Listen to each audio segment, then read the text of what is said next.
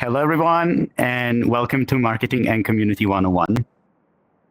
Over the next 35 to 40 minutes, we're going to dive into the basics of marketing and community building. Not just the theory, but actionable strategies that I've used to help our games reach thousands of players and build a thriving community. But before I jump in, I have one question for everyone in the audience. How many amazing projects or worlds or whatever it is have you seen that deserve way more attention than they got? That is precisely what we're here to fix. But first, let me introduce myself. I go by Tushie online. I'm from Italy, and I wear quite a few hats in the gaming industry. I'm a marketing and community manager. I have worked for Placeholder Gameworks, the indie studio behind Death and Taxes, a Grim Reaper simulator, essentially, and more recently, Craft, a fantasy merchant simulator. I'm also a graphic designer, doing everything from social media assets to cover thumbnails. Outside of work, I volunteer for Virality as a chat moderator and for Clubstream. However, just so we're clear, everything that I'm going to be sharing today comes from personal experience. This isn't officially endorsed by any company or by Virality. I'm also not going to give you textbook theories. I'm here just to share what actually worked and what failed, sometimes spectacularly. And I'm here to tell you the difference so that you can make them fit on your use case. So we're going to cover 5 key areas: market research and planning, covering how to understand your audience and create a strategy that works; marketing outreach, where I'll share proven tactics for getting discovered, including real case studies with numbers. We'll dive into community management and how to turn casual users into passionate advocates. And I'll give you some practical tips with some quick actions that you can take immediately. Finally, we'll have a Q&A session where you can ask me more specific questions. But first, I would like to ask you something. What is marketing really for? How many of you think that it's actually about making money? Because that's what most people think. But in reality, making money is only a result of a good marketing campaign. While in reality, marketing is about getting discovered. Think about it this way. You create the most incredible avatar base, the most beautiful shader pack with the most engaging VR world. But if nobody knows it exists, does it really matter? Marketing in of itself isn't about manipulation or pushing products that people don't want. It's about connecting the right people with solutions that they actually need. Let's begin by making a marketing plan. Now, it isn't some complicated long document. It's a map in a space where most creators are walking blind. Think of your marketing plan as a living, evolving roadmap, not just a one-time checklist, but a dynamic document that grows with your project and help you stop guessing and start acting with intention. It should answer 4 critical questions. What are your goals? Getting more users is vague and unmeasurable. Instead, aim for something like reach 1,000 Discord members by the end of the month, or get 50 email subscribers from our demo sign-up page. These give you something to aim at, and more importantly, something you can track. Second, who is your target audience? Don't just say gamers or VR chat users. That's not enough. I want to know their age range, where they hang out online, what kind of content they like, what memes they repost, etc. Third, where will you reach them? What platforms actually matter to your audience? Don't waste time posting on platforms where no one is listening. Marketing isn't about being everywhere. It's about being where it matters. Fourth, how will you measure success? What metrics actually tell you if your efforts are working? Is it sales, click-through rates, wish discount, community engagement? Don't wait until the end to look back and wonder. Now, understanding your demographic, or in more simpler terms, who is more likely to use your product, is like having a cheat sheet for marketing. It includes key identifiable characteristics such as age, gender, location, occupation, education, income, and interests. As a real example, say we were creating a Y2K themed outfit for the Nova Beast. We don't just think people like nostalgic stuff. we need to get more specific. For example, we'd primarily target male millennials who were born between the 1980s and the 1990s, who actually lived through Y2K, primarily in the US and Europe, where Y2K culture was strongest. This specificity means we could reference more specific Y2K elements, like dial-up internet sounds, flip phones, etc. The response will be much stronger because we're causing an emotional reaction. Once you've identified your target demographic, your next step is to identify the problems that they're facing, and not just surface level problems. I'm talking about real needs, pain points, and emotional blockers that your audience experiences. Say a new avatar base drops, super well polished, well rigged, and immediately popular overnight. Thousands of people grab it. But then what happens? They're stuck with what comes with the default. People start feeling frustrated, limited. They want to make it their own to express themselves, but they can't unless they know Blender. The base is a canvas, but there is no paint. That's the real problem. It's not people want more avatar stuff. It's people feel like they can't express themselves. The first is generic. It could apply to any asset at any time. The second is specific, situational, and most importantly, emotional. Now, you don't have to be afraid to use what others have built as a starting point for your own work. Look at existing features, popular avatar bases, community-built board templates, or services like texture painting. These are not shortcuts, but they're learning tools. You learn the landscape. You start to understand what's standard, what's overdone, what's missing. You gain discoverability by attaching your creation to something that already has a following, and that gives you a built-in audience. If you make an outfit for a beloved base, well, guess what? Their fans are now your potential customers. And you build on what works rather than blindly taking a guess of what might resonate. You can observe proven patterns and then remix them into something new. When we started concepting Craftcraft, we didn't just make random assumptions in hope that they clicked.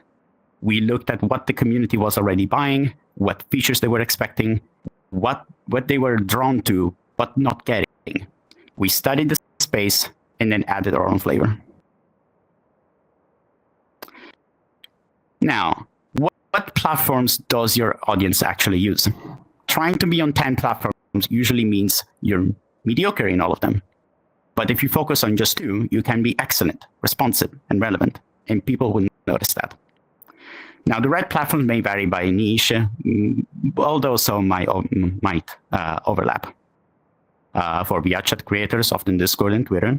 For indie games, it might be YouTube and TikTok, which are great for trailers and devlogs, and Reddit for more in-depth discussions. If you're selling assets, it'll probably be Gumroad, Booth, or Jinxie, or all of them. Don't guess, research. Look at similar creators. Where are they getting traction? Where do the users engage? Now, let's take a moment to talk about the most useful tool in your marketing toolkit, a calendar. A structured marketing calendar gives you a high-level overview of everything that you've got coming up and everything that you've already done. Now, this specific setup comes directly from our internal marketing calendar for Craftcraft. We organize our marketing efforts using simple but incredibly effective systems with 4 key status. It's planned when the ideas are in the backlog. They haven't been started yet, but they have been planned. In progress, actively being worked on. Maybe you're editing a video, drafting a post, or prepping for a collab.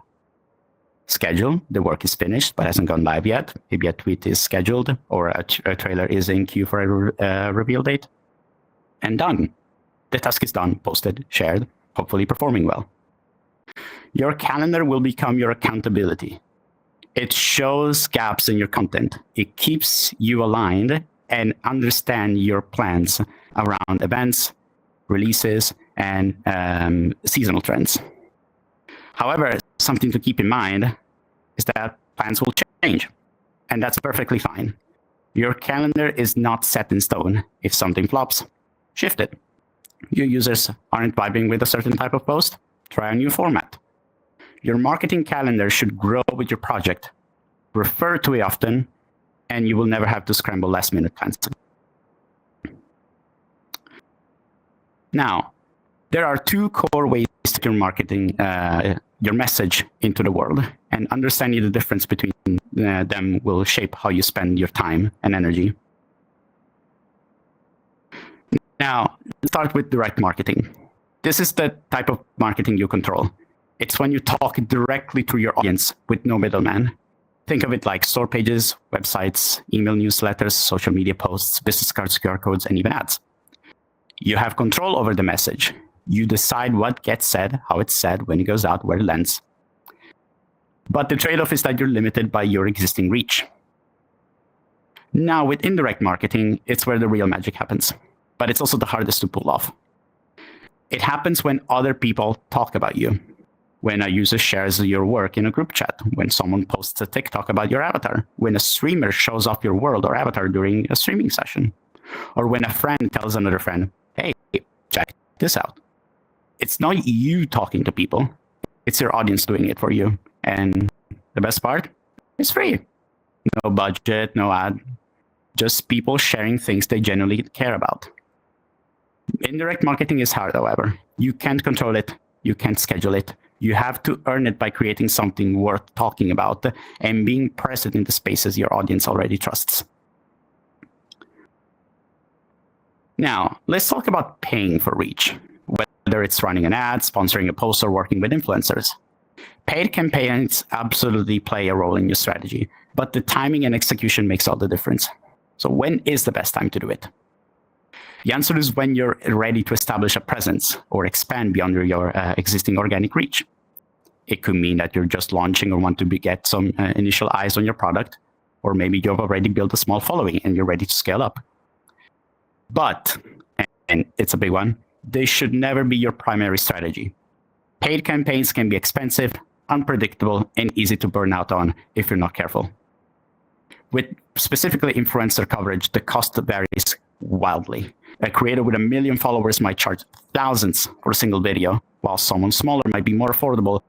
But then you're looking at a limited reach, and you still need to consider whether their audience even cares about what you're making.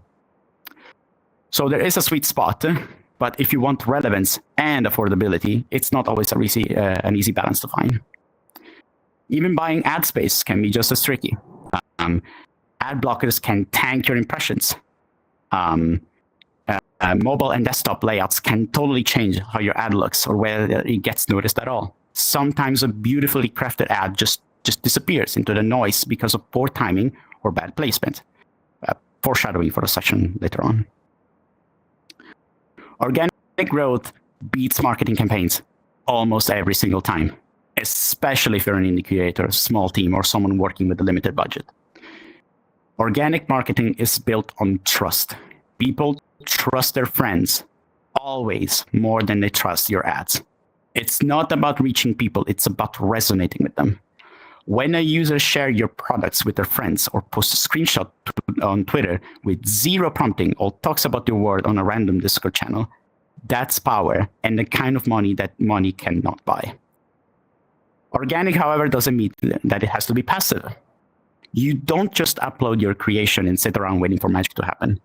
You still need to build content that's worth sharing, like having great visuals, behind-the-scenes posts, or funny or even educational content.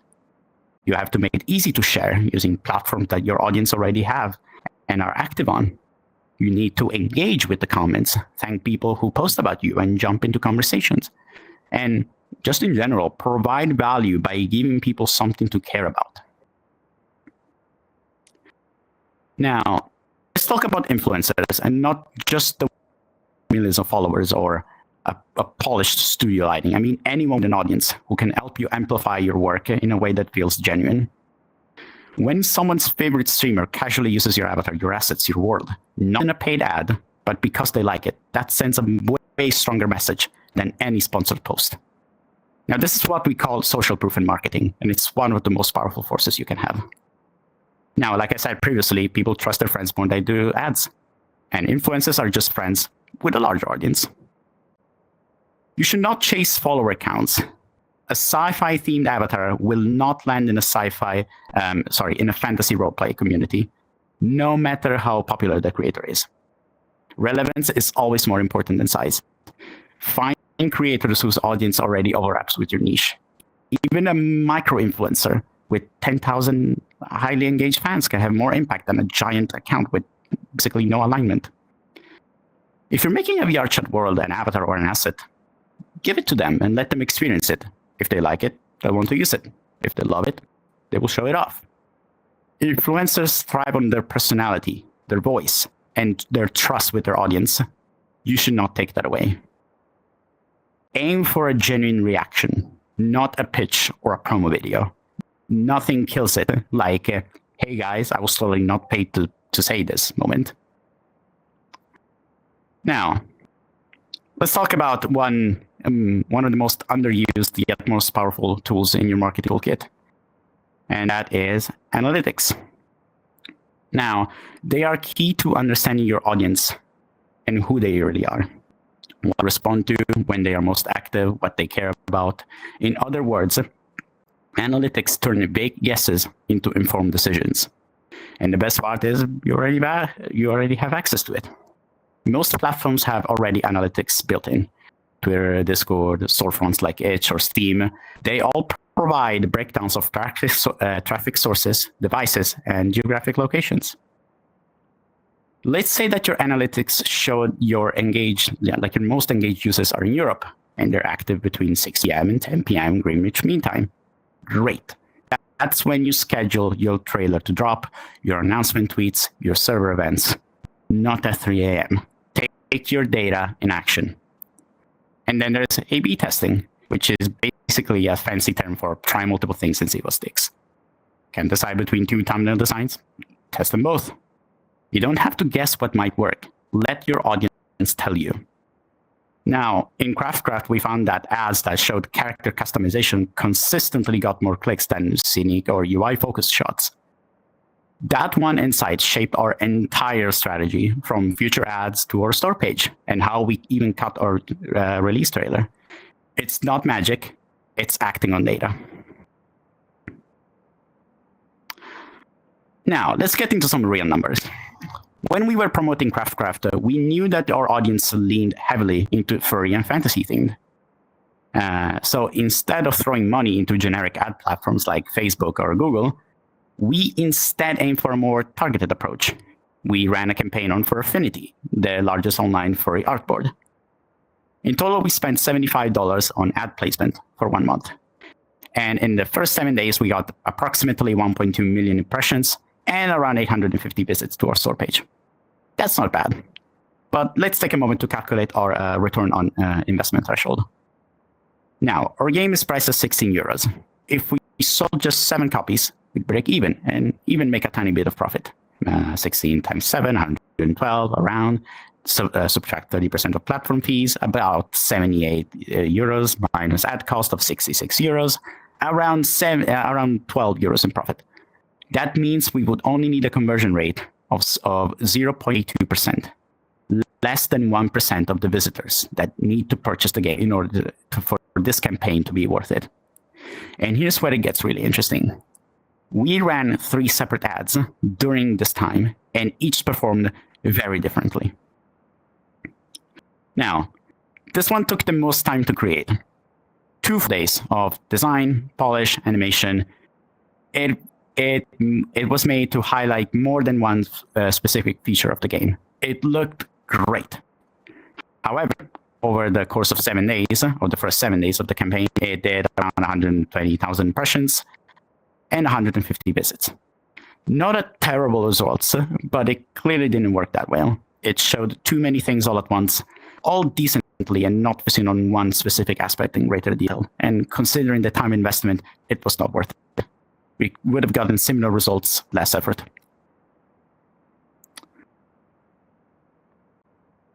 Now, this was a much simpler ad. Clean layout, bold colors, animated contrast elements, attention. Anything else at such a tiny resolution would not have been worth it. It took just under 2 hours to produce. The results around 500,000 impressions, 300 visits. It was the best performer per hour effort, clean, efficient, effective. But it did not highlight any specific quality or feature of the game. With the third ad, however, that's when we really leaned into what our analytics told us. That our users love the character customization, especially anything to do with the moth species. So we built an ad that focused entirely on that. It took about 4 hours to make, including recording footage, feedback loop between me and my boss, polishing, and it got around 500,000 impressions and 380 visits. This ad had the highest click-through rate of all three, and more importantly, it validated our assumption that highlighting character customization and species-specific feature was a winning strategy. You should not only track what you spent, track what you got back and how much effort it took. An ad that takes 2 hours and gets decent results might not be valuable than one that takes 2 days and slightly better ones. The more you test, the more you learn. You can apply this to trailers, store pages, thumbnails, you name it. Don't just put money into ads. Refine your message, test variations, and lean into what actually performs. Now, what actually happened when everything went live? This is the real world impact of our outreach and advertising efforts using graphs from our Craftcraft store page over the course of 1 month. And thanks to I had to blank out some of the raw numbers, but the shape of the data is what really matters here. At the start of the graph, you'll see a baseline traffic that we had with no major outreach or paid ads running. Typical for a game with a presence, but no active push behind it. A few visits, but nothing consistent, nothing scalable. Then we hit our first major milestone. We began directly connecting with people, reaching out to streamers and creators, talking in community servers, replying on socials, posting sneak peeks. This was not paid. It was all human-driven engagement. The traffic went up. Not a spike, but a steady upward slope. That is organic reach doing its thing. It's slow and it's stable. And then comes the second marker when the Fur Affinity ads went live. While there's a clear boost in traffic, it's not some massive natural spike, but instead the ad campaigns amplified the momentum that we already had. It worked because we already built a base of interest. The ads didn't start from zero. They stood on what we already built.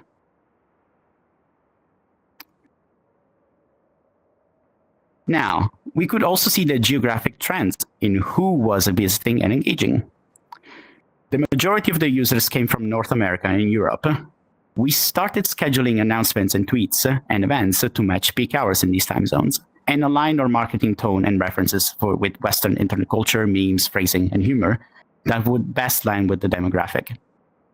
When we saw that the conversion rates were higher for certain countries, that helped us prioritize future campaigns with ad spending and targeting. It showed us where our audience really was, what time they were active, and which regions actually turned out into a purchase. So while impressions and click-through rates are important, context is everything. While your traffic comes from shapes, when you speak, how you speak, and what you focus on next matters. Now, let's talk about having a store presence and how to communicate what it is that you're offering more effectively. First impressions matter. Online, they happen quick, milliseconds fast. The moment someone scrolls past your tweet, sees your thumbnail, or hovers over your store page, that's when the decision is made. So you ask yourself, what am I showing? Is it eye-catching enough to stop someone? It doesn't have to be loud or flashy or over-designed, but it needs to make people curious. It needs to visually communicate value, something beautiful, strange, funny, stylish, or even unexpected. Your visuals are your hook, whether it's a bold piece of key art, a thumbnail with strong composition, a short GIF of your product doing something cool. Whatever it is, it should make someone stop and go, what was that? Color contrast helps, motion helps, clean layout, but above all, what helps is intent. Designing your visuals to not just look good, but to grab the attention and communicate instantly. Be captivating. Your thumbnail is your digital storefront window. It's often the very first thing that people see before they even know what your product is. So if you only have the time to polish one visual, make it this one and make it consistent across all platforms. A good thumbnail isn't just pretty, it's strategic. It should do 3 things within a split second. It should catch the attention, communicate the product, and entice a click. But how do we do that? You should start by having a thumbnail with high contrast. Contrast between your subject and the background makes the focal point pop. If everything blends together, nothing stands out. You can use warm colors to draw the attention, reds, oranges, yellows, because they advance visually, while cool colors like blues and purples tend to recede. You can try blurring out your image and making it grayscale to see how well you can still see and identify the key elements of your thumbnail. As an example, I included the thumbnail that I made for this talk. Next, your product, be it an avatar, a creature, an asset, should be the clear center and unmistakably star of the frame. You should avoid clutter. You don't need 5 things going on in one thumbnail. One subject, one goal, to get them curious enough to click.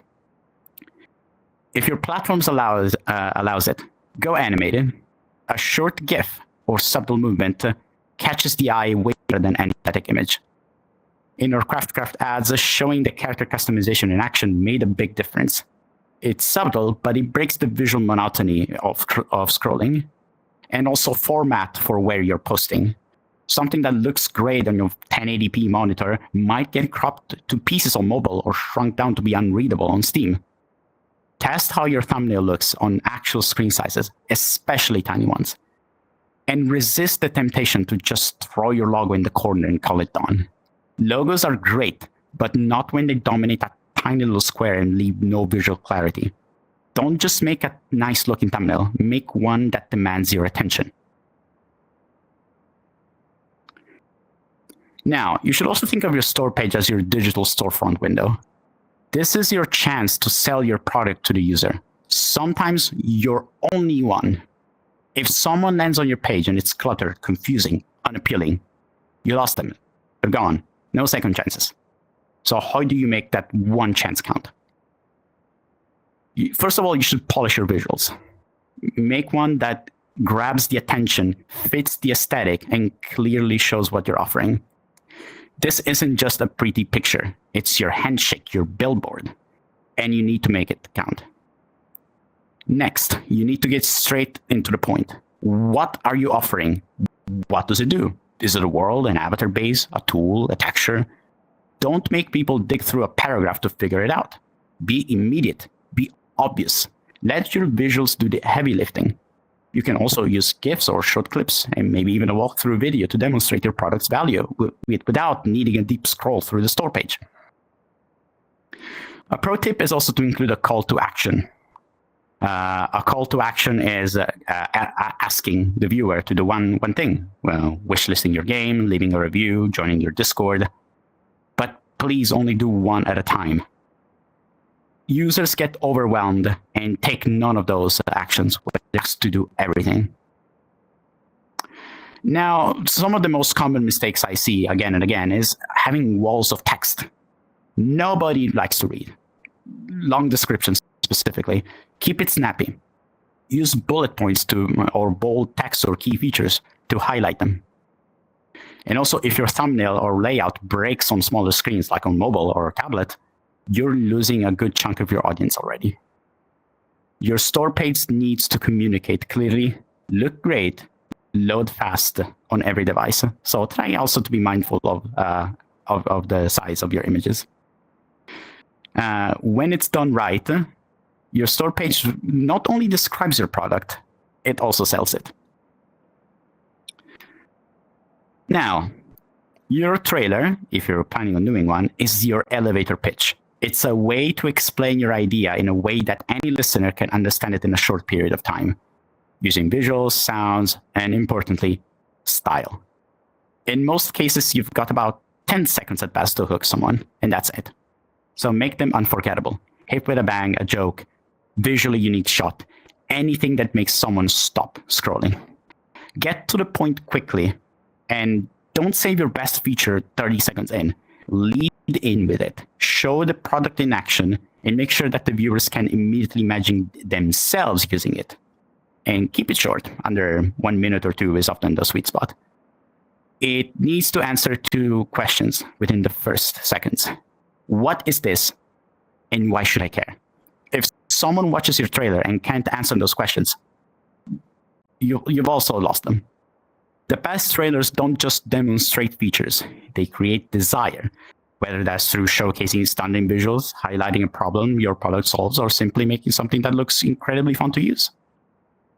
Taking Audience Anarchy, for example, it has punchy editing, genuine player energy, quick context, and that immediate "this looks fun" feeling within seconds. You don't need to understand the mechanics or read the description. You just watch people play and have fun playing the game, and suddenly you want to join in. A great trailer builds momentum. They start strong, maintain the energy, and end with an impact. Every cut, every transition, every sound effect should pull the viewer even deeper. And resist the urge to explain everything. Your trailer isn't a tutorial, it's a taste to give people just enough to make them hungry for more. And then point them towards the store page or the Discord when they can learn more. And also make them feel something, be it excitement, curiosity, joy, even nostalgia. That's what gets the connection, the click. Now, let's talk about community management. People like your stuff. Give them a place to gather. A Discord server is a space where people hang out and share content. That means it needs to be active, welcoming, and most importantly, organized. Start with the basics. Announce important updates, new releases, patches, behind-the-scenes contents, but you should not stop there, ideally. Try hosting events, even small ones that might seem insignificant, like weekly community meetups where they can just chat, or a giveaway to get users excited. You should actively encourage members to create and contribute by replying and engaging with their work. You make it clear that their contributions are not just important, but essential to the community. Remember that every piece of user-generated content comes from genuine enthusiasm. Handling difficult situations is also part of community management. Having a dedicated channel forum where users can ask for help, report bugs, troubleshoot issues, makes them feel like not just customers, but collaborators. When someone suggests a feature and you implement it, credit them in the patch notes. When someone posts a problem, respond quickly.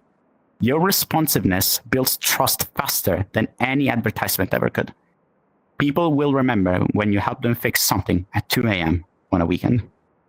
Keeping in mind that your Discord should feel like a place where people would want to visit and hang out, rather than a place where they just get updates and support. Build it like a community center instead of just a corporate announcement board. Now, each platform has, let's dive a bit into social medias and how I approach them. Each platform has its own purpose and audience. Understanding the difference and the way the algorithm works is vital to making your content succeed. You should share upcoming content, new releases, sales, and also fan work to make them feel like they're a part of a conversation. The brands and creators who succeed are the ones who respond to comments, reshare fan posts, and foster a loyal following.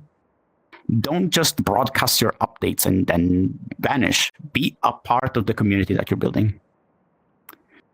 The posts that have images or videos consistently get way more engagement than only text. You use those animated GIFs or short clips, screenshots, whenever possible. If you're working within 3D content, especially avatars or like animation, make it move.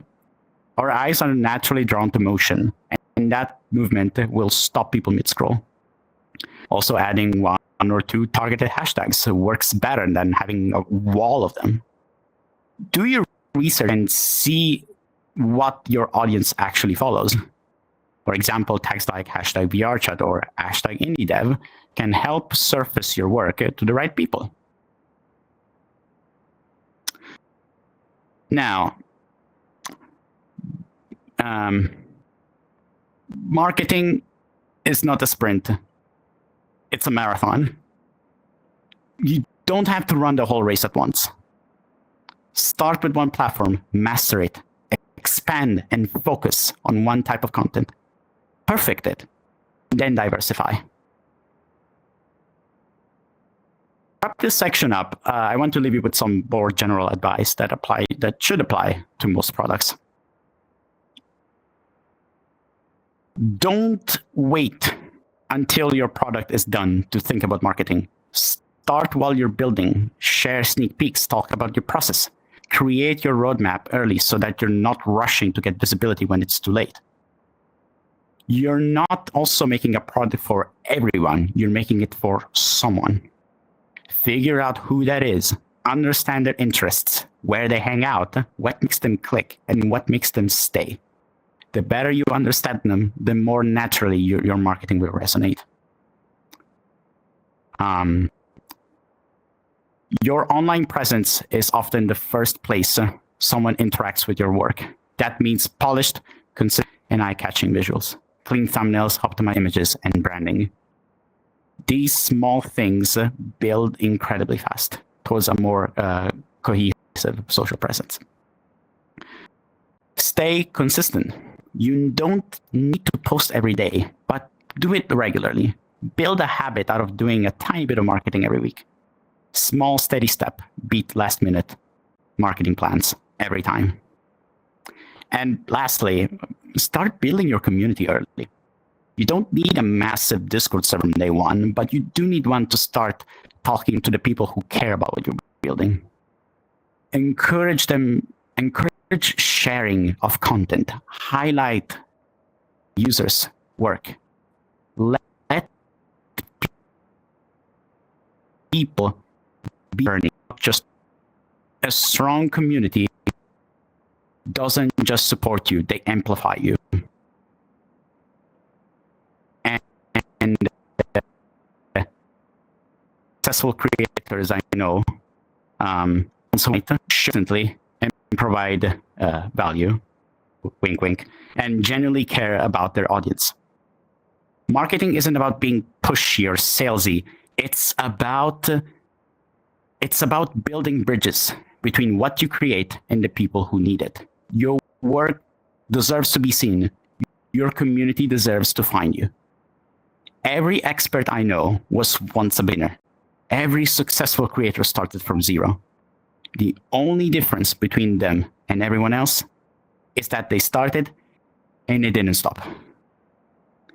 Thank you all so much for listening to my presentation, and I really hope this helps you. Now, before I get into Q&A, I wanted to give some special thanks to people that helped me shape this presentation. I wanted to thank Exo for helping me organize this talk, listening to me yapping since for way too long than I should have. Jar, the tips, advice, and letting me use her work as case studies. Lindy for allowing me to showcase his store pages, and also for the incredibly insightful tips on thumbnails. Polycrow for the branding advice and guidelines. And Spaghetti for the amazing Y2K outfit. Ooh, so stylish. Now, it's time for some Q&A. You can post your questions in Marketing and Community 101 Q&A channel. If you don't see the channel, you can. It means that you either have linked your Discord, or you need to enable it manually. But yeah, I'm ready to take some questions from the audience, if there's any. I hope there's some. All right, Meow. Yeah, we've got a couple of questions here. So, Jupiter asks, are giveaways, raffles really as effective as people like to think? When would you say is a right time to host these raffles or giveaways?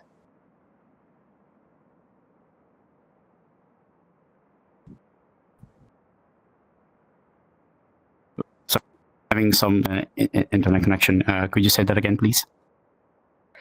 Yeah, how effective do you feel giveaways and raffles are, and when would you say is a right time to host raffles or giveaways? So, hosting a raffle or a giveaway, we have done giveaways in Dasta, and it depends where you host them. If you host them on social medias, it was mostly bots, not people. So I would say if you're on social media, I would say you're mostly. However, when we hosted our giveaways on Discord, we noticed an influx of users. I would say they are helpful for boosting your visibility, but not making them not getting necessarily more people, like your stuff in front of more eyes. They're also for converting interest customers into your user, I would say. Okay. Another question here. Mr. Sauce One asks, how important do you think Discord servers are to VR chat asset creator marketing when compared to social media advertising?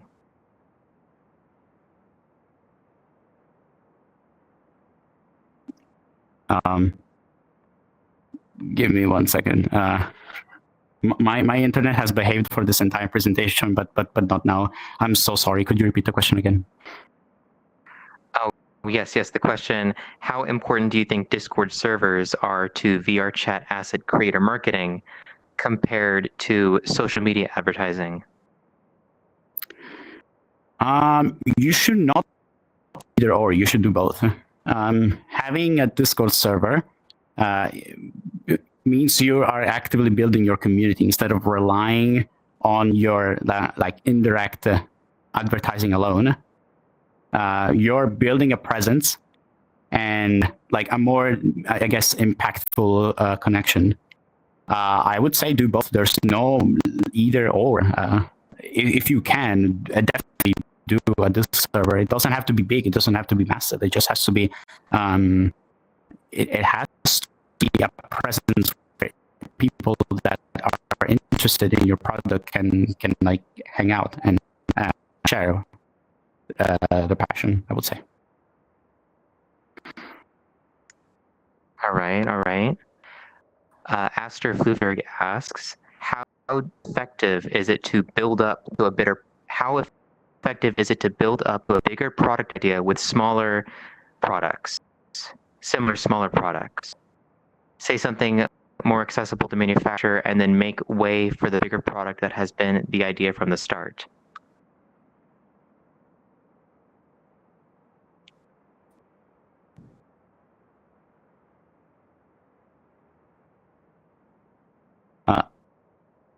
Definitely better route. So what? I'm sorry, my visual just completely froze. Could you? I'm so sorry. So bad having to ask you so many times. Oh yeah, no worries. The question is, how effective is it to build up to a bigger product idea with a smaller product? Say something more accessible to manufacture and then make way for the bigger product that has been the idea from the start.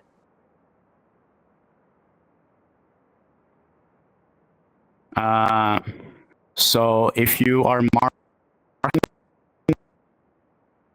so what they're asking is whether or not having a smaller product to compete with a bigger product. Is that what they're asking? It seems like a smaller products building up to a bigger product. Oh my god.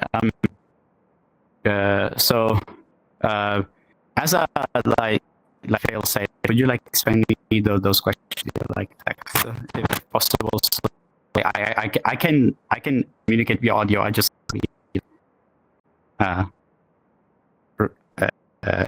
receive that. If you could, that would be amazing. Send it to you. Send you the message On Discord. Yes, thank you. Okay, I can forward to it. Yes, thank you. Does that help? To build up a bigger product idea with similar smaller products, say something more accessible, manufacturable. So, I would say, the question you should be asking yourself is: can you live up to the expectations? Because more accessible to manufacture. How effective is it to build a bigger product idea with similar smaller products? What you should consider is whether or not you can use those smaller products, because depending, you may encounter some license. Can you use those as into some? Do you have to a new avatar base? Are you allowed to make re-edits and stuff like it? So have to take that into consideration. However, I would say if you can, absolutely, solving a problem is you are still solving a problem. You are making it more easier to use an existing solution. So it's within your power and your legal capability to do so. I would say absolutely. Okay, I see. I will forward you this one as well.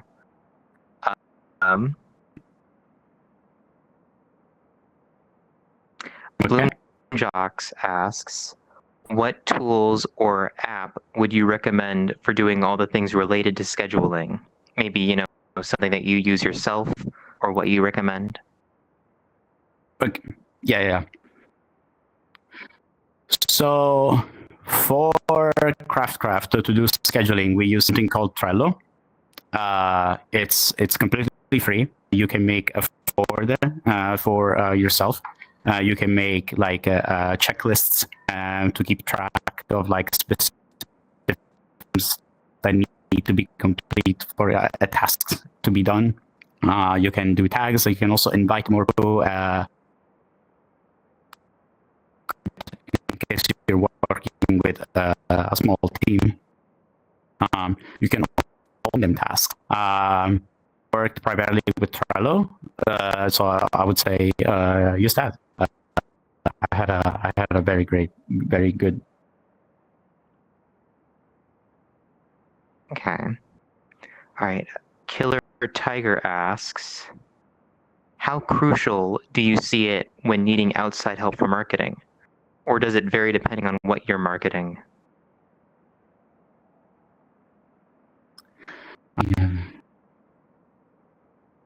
So outside help, I would say depends on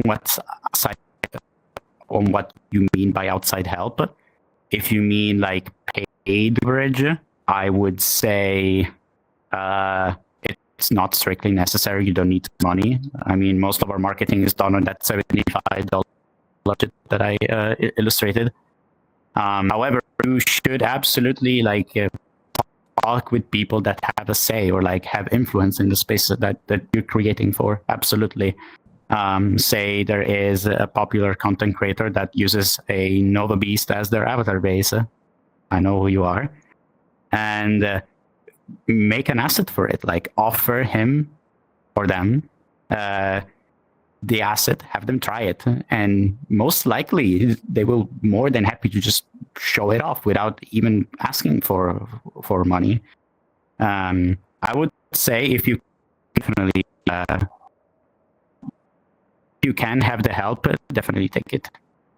And if not offering external offers, definitely reach out to have influence space that you're building on.